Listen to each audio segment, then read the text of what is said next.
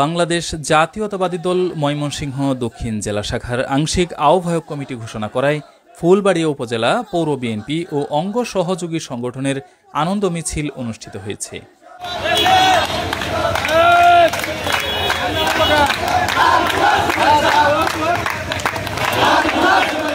মঙ্গলবার 5 নভেম্বর বিকেলে বিভিন্ন ইউনিয়ন ও পৌরসভার বিভিন্ন ওয়ার্ড থেকে আগত নেতাকর্মী 24 চত্বরে উপস্থিত হন। পরে শহরের প্রধান সড়ক প্রদক্ষিণ করে 24 চত্বরে এসে আনন্দ মিছিলটি সংক্ষিপ্ত আলোচনার মাধ্যমে শেষ হয়। নবগঠিত কমিটির আহ্বায়ক জাকির হোসেন বাবলু, যুগ্ম আহ্বায়ক আলমগীর মাহমুদ আলম ও সদস্য সচিব মোহাম্মদ রুকনুজ্জামান সরকার রুকনকে মনোনীত করায় বিএনপি চেয়ারপারসন দেশনেত্রী বেগম খালেদা জিয়া ও বিএনপির ভারপ্রাপ্ত চেয়ারম্যান আগামীর রাষ্ট্রনায়ক, তারুণ্যের অহংকার দেশনায়ক তারেক রহমানকে প্রাণ ঢালা শুভেচ্ছা ও অভিনন্দন জানান।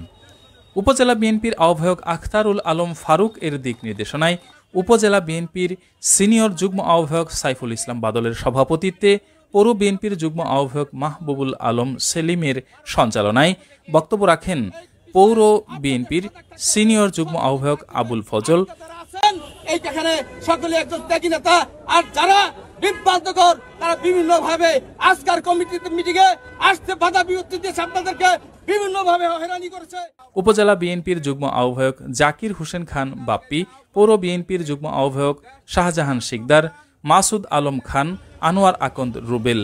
এছাড়াও উপস্থিত ছিলেন উপজেলা বিএনপির সদস্য শাহ মোয়াজ্জেম হোসেন তাপস, বিএনপি নেতা শহীদুল ইসলাম, পৌর যুব দলের সহ সভাপতি ইঞ্জিনিয়ার শামসুর রহমান শামীম, বিএনপি নেতা ASM পারভেজ রনি সরকার, উপজেলা যুবদলের আহ্বায়ক প্রার্থী মঞ্জুরুল হক খান, যুবদল নেতা আব্দুর রউফ মণ্ডল, নাজিরুল হক লিমন, হারুনুর রশিদ, আরিফুর রহমান, মোহাম্মদ রফিকুল ইসলাম, আজিজুল হক, তাঁতি দলের আহ্বায়ক আবদুল্লাহ আল মতি, পৌর ছাত্রদলের সদস্য সচিব মুফাক্খারুল ইসলাম মারুফ খান, ছাত্রদল নেতা মইনুল হক সিফাত সহ বিএনপি ও অঙ্গ সহযোগী সংগঠনের নেতৃবৃন্দ।